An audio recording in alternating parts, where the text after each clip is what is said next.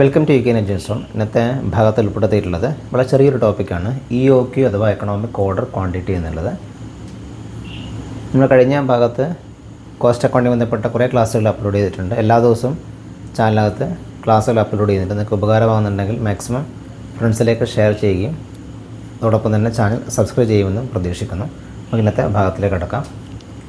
EOQ അഥവാ economic order quantity. ആദ്യം എന്താണ് EOQ എന്നുള്ളത് നമുക്ക് നോക്കാം. ഒപ്റ്റിമം ഓർഡർ ക്വാണ്ടിറ്റി, ഓർഡർ ചെയ്യുന്നതിൻ്റെ ഏറ്റവും ഒപ്റ്റിമം ക്വാണ്ടിറ്റി, അതായത് മാക്സിമം അല്ല, കൂടുതലല്ല, കുറവല്ല, ഏറ്റവും ഒപ്റ്റിമമായിട്ടുള്ള ക്വാണ്ടിറ്റി. ആ ക്വാണ്ടിറ്റി എന്താണ്?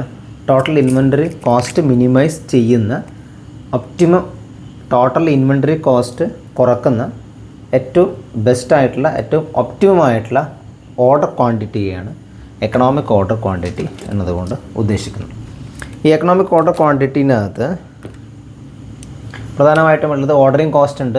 ഓർഡറിങ് കോസ്റ്റ് എന്ന് പറഞ്ഞാൽ ട്രാൻസ്പോർട്ടേഷൻ പോലുള്ള കോസ്റ്റുകൾ, പിന്നെ ഹോൾഡ് ചെയ്യുന്ന ബന്ധപ്പെട്ട കോസ്റ്റുകൾ, സ്റ്റോറേജ്, ഇൻഷുറൻസ്, അങ്ങനെയുള്ള കോസ്റ്റുകൾ. ദെൻ ഷോർട്ടേജ് കോസ്റ്റ്, അതായത് lost sales, then opportunity cost, അതുപോലെയുള്ള കോസ്റ്റുകളൊക്കെ ഇതിനകത്ത് വരുന്നുണ്ട്. ഈ EOQനകത്ത് വരുന്നുണ്ട്. ഇതിൻ്റെ ഒരു ഇക്വേഷൻ നമ്മൾ മുമ്പ് പറഞ്ഞാണ്, ഒരു പ്രോബ്ലം നമ്മൾ ചെയ്തതാണ്. അപ്പം ഈ എക്കണോമിക് ഓർഡർ ക്വാണ്ടിറ്റീൻ്റെ ബെനിഫിറ്റ്, അല്ലെങ്കിൽ അതിൻ്റെ ഫീച്ചേഴ്സ്, അല്ലെങ്കിൽ അതിൻ്റെ പർപ്പസ്, അങ്ങനെയുള്ള കുറച്ച് 8 പോയിൻ്റാണ് ഇവിടെ എഴുതിയിട്ടുള്ളത്. ഇതിനകത്ത് നിങ്ങൾക്ക് എഴുതാൻ പറ്റുന്ന കുറച്ച് പോയിൻ്റാണിത്.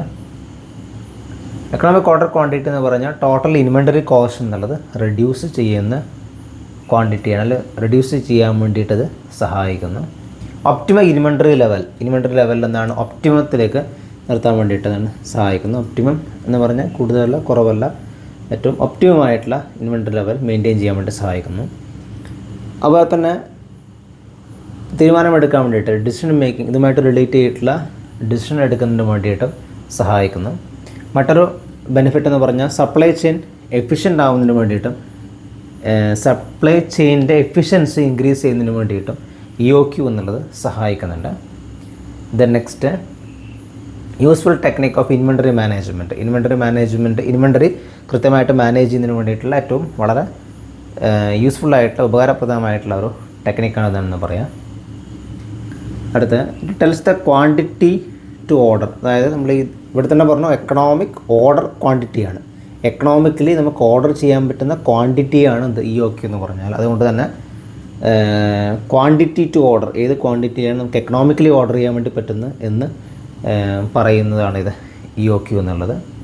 അടുത്തൊരു ഫീച്ചർ പറഞ്ഞിട്ടുള്ളത് കോസ്റ്റ് ഓഫ് പ്രൊഡക്ഷൻ എന്നുള്ളത് കുറക്കാൻ വേണ്ടിയിട്ട് സഹായിക്കുന്നു. കാരണം വളരെ കൃത്യമായിട്ട് നമ്മൾ ഓർഡർ ചെയ്യുന്നുണ്ടെങ്കിൽ, എക്കണോമിക്കലി ഓർഡർ ചെയ്യുന്നുണ്ടെങ്കിൽ അത് ടോട്ടൽ ഇൻവെൻറ്ററി കോസ്റ്റ് കുറക്കുന്നു, അല്ലെങ്കിൽ കോസ്റ്റ് ഓഫ് പ്രൊഡക്ഷൻ എന്ന് കുറക്കാൻ വേണ്ടി സഹായിക്കുന്നു.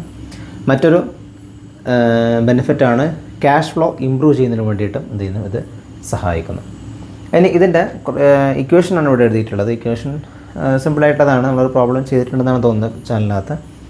EOQ എന്നുള്ളത് √2CO/I ആണ്. പലപ്പോഴും ഇത് എക്സാമിനൊക്കെ ചോദിക്കുന്ന ഒരു ക്വസ്റ്റ്യനാണ്. എല്ലാം തന്നിട്ടുണ്ടാവും, അതിൽ നിന്ന് എളുപ്പത്തിൽ ചെയ്യാൻ പറ്റുന്ന ഒരു പ്രോബ്ലമാണ് EOQയുടെ പ്രോബ്ലം എന്നുള്ളത്.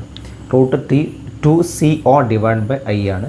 ഇവിടെ സി എന്ന് പറഞ്ഞാൽ ആനുവൽ കൺസംഷനാണ് C എന്നുള്ളത്. C consumption. Ordering, cost of placing an order. ഒരു ഓർഡർ പ്ലേസ് ചെയ്യുന്നതിനുള്ള കോസ്റ്റാണ് ഓർഡറിങ് കോസ്റ്റ് എന്ന് പറഞ്ഞാൽ, cost of placing an order. Then I എന്ന് പറഞ്ഞാൽ ആനുവൽ ക്യാരിങ് അല്ലെങ്കിൽ സ്റ്റോറേജ് കോസ്റ്റാണ്.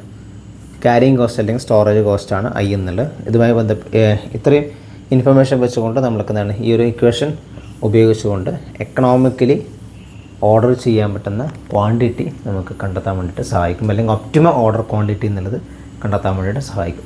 ഇത് വളരെ ബേസിക് ആയിട്ടുള്ള കുറച്ച് കാര്യങ്ങളാണ് EOQ ബന്ധപ്പെട്ടുകൊണ്ടുള്ള. നിങ്ങൾക്ക് ക്ലിയർ ആയി എന്ന് വിചാരിക്കുന്ന എന്തെങ്കിലും ഡൗട്ട് നിങ്ങൾക്ക് താഴെ ചോദിക്കാം. മറ്റൊരു ഭാഗമായിട്ട് നമുക്ക് നാളെ കാണാം. Thank you.